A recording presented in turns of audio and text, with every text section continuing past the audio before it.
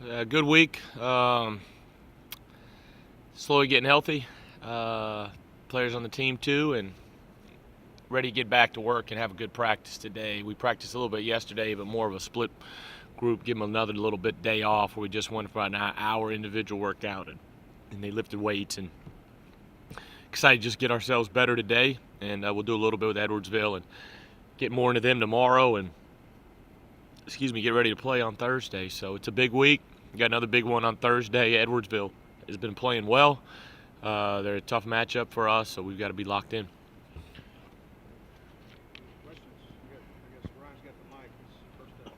One of the things that's kind of maybe been something of a concern over the past few games is you get up kind of big, and then towards the end, the other team comes back. What do you need to do to be able to change that? I got an email from a fan today telling me what I needed to do, so I'm gonna read it to my guys. It's funny, you know, I got a phone call at halftime of the Colorado State game ripping me about the job we were doing. So,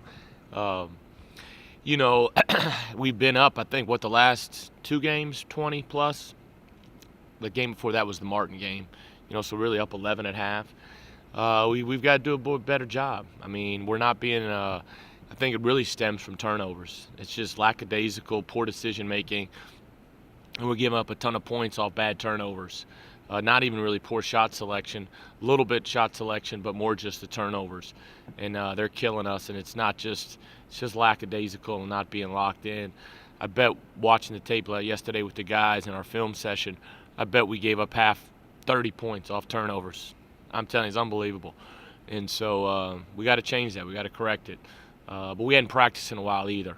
And I'm looking forward to getting out and practicing today and more game stuff, game mode stuff, practice instead of just some core drills. We're going to really do a lot of game stuff and try to get them a little bit sharper. So we do have to finish people off. We can't be up 20 and let people get it down to 6.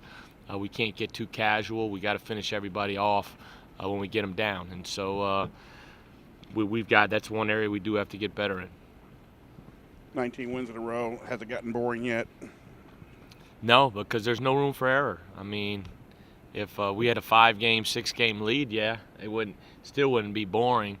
But, there's no room for error. And I told people the year we had the great run, we lost our first conference game and the world was coming to an end, and you still hadn't won your conference. You may not make the NCAA tournament, and so we got a lot still to play for. And we just got to try to get our 12th conference win Thursday, and that's it. It's no more than that, and we just got to try to keep our lead like we've got it. And so still 5 games to play. We take them one at a time, but the run is great. But it's something I think you look back at the end. We want to win a conference championship. We hadn't done that yet. Talk about the bench a little bit. Have you figured them out from layman's terms? Have you figured out what you need to do at specific times? And then just real quickly talk about, aside from Justin, because we know what he does, what Wayne and Rambo and still trying to get Flomo coming along. And yeah, I think Justin is Justin, like you said. Do we need the microphone? We're only 5 feet apart. For the video. Oh, okay. All right, my fault. All right. So, I thought that was so I could hear it. I think Wayne's probably the most improved. I think he's really separated himself as the 7th guy right now. And the thing about it is what he's doing is he's rebounding. And that's the thing, you stress to Tyler is you got to rebound. We don't need the scoring punch from 7, 8, 9. We need defense and rebounding. And then take care of the ball, make good decisions. And so I think Wayne's really made strides, and happy for him in that regards. Tyler, in his minutes played the last couple games, has been solid for us. And so that's good in that direction. He was struggling a little bit, and, he actually had a really good first half. He gave up an open 3 in the P game that he shouldn't have. But I thought the rest of the time he played, I thought he had some good minutes out there. Flomo, he's not a freshman anymore, so I don't want to sit here and just say, he's a freshman. He's got to get better in his decision-making. He's got to get better in running half-court offense. He's got to make open shots. We've had a lot of success over the several years because we've had great guards, and he's got to take another step. That's just how it is. Those guys have a lot of freedom. He's got to make plays. He's got to make good shots. He's got to take and make good shots. The one thing I think he is doing a good job defensively, though, I think he's been solid for us. Edwardsville team, really true Jekyll and Hyde, 8-3 at home. They're just 1-10 on the road. In your experience, what is it for a team to take that next step where they can win the road games and become a really solid team in both areas? You could say experience and veteran leadership, great defense. I mean, there's a lot of the coaches' cliches you probably could, confidence. I talked with Lennox about that a little bit after our game up there. It's just, or before the game as well, just trying to figure out how he could get his team to play better on the road. And so, fortunately, we've had some good road streaks in teams, 1 year we didn't lose. This year, I think, 9-1, have the most road wins in the country. And so, I think it's just a credit to your guys' toughness and their character and their ability to believe they can win. The environment not being a big factor for them, embracing the environment. I think we've embraced the road environment. I think we've played in some good environments, and so Edwardsville's good. They're a team. They don't put any bad players out there on the floor. They don't put. I said this at the game. They don't put any. They may not put campaign out there, but they put a lot of really just good pieces to where Stewart can make shots, Davis can make shots, Nunn can make a play, Jackson can do some things inside. And so I think they're well balanced to where you've got to guard at every position against them, and Messer too. They don't put any bad players out there, so it makes them a tough matchup. With the difficulty with all the sickness, has fatigue been a problem late in these games? Yeah, I think there's been a lot of factors probably. The biggest factor, though, is making bad decisions, and not, just screwing around and being lackadaisical up 20, and you can't do that. You got to still play the same way. You got to still execute press offense. You got to still defend. And, the SEMO game was a typical example. Both teams kind of wanted the game to be over, but then you give them a couple turnovers and threes, and now it's 13, and they say, well, let's try to make a run at it. And, if you take care of the ball, it doesn't get like that. And so, fatigue may be a factor a little bit. I mean, the guys have been tired. We hadn't been very healthy the last couple of weeks. But if you're getting up 20, you're doing some good things. If you're getting up 20, especially on the road, you're doing some good things. And so, we just got to clean up the last 7 minutes. Edwardsville has 5 seniors that play a lot of time, and sometimes those are very dangerous teams late in the season. Just discuss that a bit. Yeah, I like their team. I think they're a team that's I think they're 5-6 in the league. But if you watch their Martin game, they led, basically almost the whole game. Eastern Illinois, they're up 2 with 30 seconds to go. And so they won at SEMO. They could easily be 7-4, 8-3, and be right there in the thick of things. And so they make shots. They got, they were 9 for 25 the other night at Martin. They make shots. They've got size up front, with Jackson. And so I like their team. This has been a tough matchup for us the last couple years. So the team, and especially Cam, is starting to get a lot of national attention. You always say that Cam is special. What exactly makes him so special, and what can he do still to improve his game? What makes him special is he's just really freaking good. I mean, he's just so well-rounded. He's got all the intangibles. He's got the character. He's a student athlete. He's got a great family. He got great personality. I think I may be wrong. I think it's like 6-1 almost assist to turnover in conference play, and he leads us in scoring, and he gets about 2-3 steals a game. And instead of forcing big shots late, he makes the right decision and gives it up to Seymour for the 3. We've been blessed to coach him, for however long we get to. He's been a special player, and he's terrific. And so he can get a lot better. He's going to get bigger and stronger as he gets older in this game. He's going to be able to continue to increase his shot, his range. his IQ's so high. I don't know if that can get better. I mean, it's just he's got such a good feel for the game and understanding of the game. He'll be a coach when he's done playing, I'm sure. But he's going to be playing for a long, long time. But he's just got it, man. He's just a special player and a special person, and lucky to coach him. And it's like Greg Popovich said. They asked him, man, about winning all them games. He said, I've coached a bunch of really good players, and that's why. I mean, you win games because you got really good players. That's just the reality of it, and that's why recruiting's so important. And then you got to coach them and teach them and make them do right. But we've had some really good ones, and he's the next in line. Off that, NBA scouts are here. It's something that you're used to. Do you talk to them about that at all? And how to deal I with talked to that? Cam a long time ago, kind of when we were in that struggles, and we just said, hey, we talked about. Obviously he knows what's going on. He's not naive to the what's going on, and his family isn't either.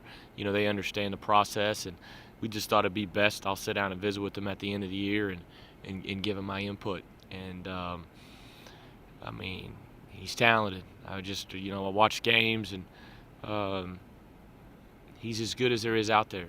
And whatever's best interest for Cam and his family, then that's what we all need to support when the time's right. And I didn't mean to ask that, but is that something that you're worried about that he could? I mean, this could be the. I'm not worried about it. If that happens, that's great for our program. It's great for Cam. Excited for him. But I think he's a smart kid, and he'll make the best decision for him that's going to make him successful in the league for 10, 12 years, not just 2-3 years. And so just got to see what cards are, get all the information. We'll get all the information. We have all the resources and all the people to talk to, and we'll get that when the time's right. But we don't have to worry about that until April. I was going to ask. I'll let Will ask, but I'm going to ask about this.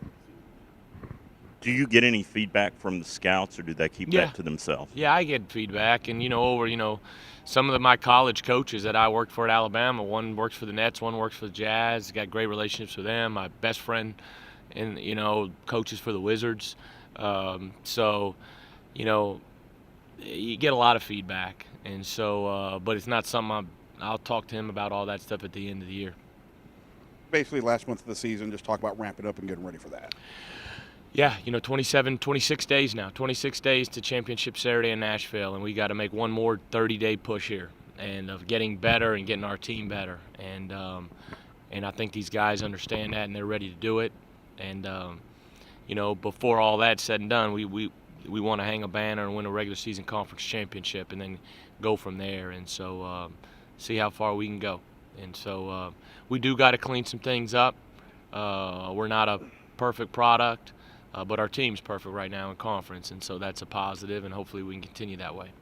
Coach, what do you think has contributed to Wayne off the bench and kind of his improvement this year? Well, he wasn't here this summer. He had to graduate from junior college, and so when you miss a whole summer, you come in, you're out of shape, you don't understand the expectations, you don't really understand the level that you're playing at. And most first-year junior college guys, unless they're, off the charts, just total impact guy, it takes them a semester, and I think it's taken him a semester to understand how hard you have to work and how much time you have to really put in, and how good Farrell and Jarvis are, and you just can't walk in and take their spots, because now he's starting to understand, hey, those two are leaving, and I have to fill that void next year, and there's a lot of big shoes to fill. And so we'll do some of it in recruiting, but he's given me a lot of positive thoughts going in next year that, hey, he can command one of those spots for sure. And I think he'll score more for us next year. He's just not a point of emphasis right now because we have 6 other guys that can get 10, 12 points. Is it almost a blessing in disguise seeing him on the floor more with the foul trouble, knowing that that's a guy that needs to play big minutes in these next 26 days? Yeah, I think it's great. It's great that he's playing now, and it's great for the future as well. And so what it's given me is given us a lot of confidence in him. And so some of the matchups, if you're, East Kentucky, I told him, I said, hey, this is going to be a tough one for you because this is the matchups and different things. But, some of these games have been really good for him. And so I think the other night at P was a really good game for him. He could throw his body around. He rebounded. The biggest thing he's just doing now, he's rebounding 7-8 rebounds a game, and that's huge for us. And that's how you earn minutes. Coach, you're getting more attention in both polls after last week. This week you get much more than last week. Why do you think that is? Probably because we've won 19 games in a row. Is there a difference Yeah. between that and 17? You know, I just think the longer you, I think you just got to win games to get people's attention. And I think people know how good this program has been. I think people get a chance to watch us on TV over the last couple of weeks and see us. And I think people understand that there is a lot of parity in the BCS leagues when you really drop down from 4 to 12 in a lot of those leagues, 5 to 12, and that Murray's probably right there on that cusp. And so, you know, the only way you get respect in this business is win, and that's what you got to do. You just got to go out and win again. The problem is if you lose at our level, you know, they just stick a needle in your balloon, you know, and you know the problem is if you lose at that level, at the BCS level, you know, it's okay. And so we understand that. You got to embrace that, and you just got to win the next game in front of you. Have you been able to pinpoint Sapp and his cramps of lately in the last few weeks, and especially Saturday? You know, not really. You know, Dr. Blaylock, Eric trying their best. Hopefully we can just manage it the best we can throughout the end of the year. He plays hard. He's been really, really good for us. He's had an amazing year, and he deserves all the accolades he gets. Does he ever worry you? Did he worry you Saturday?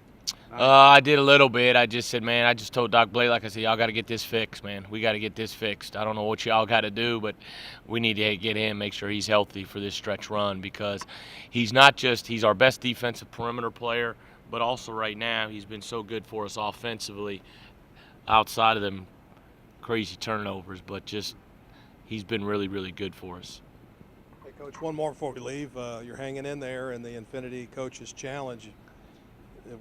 We finish up, I think, the 15th. I think this Sunday it ends the second round, and you move on to the Sweet 16. I think today I voted, and I think we're in 12th.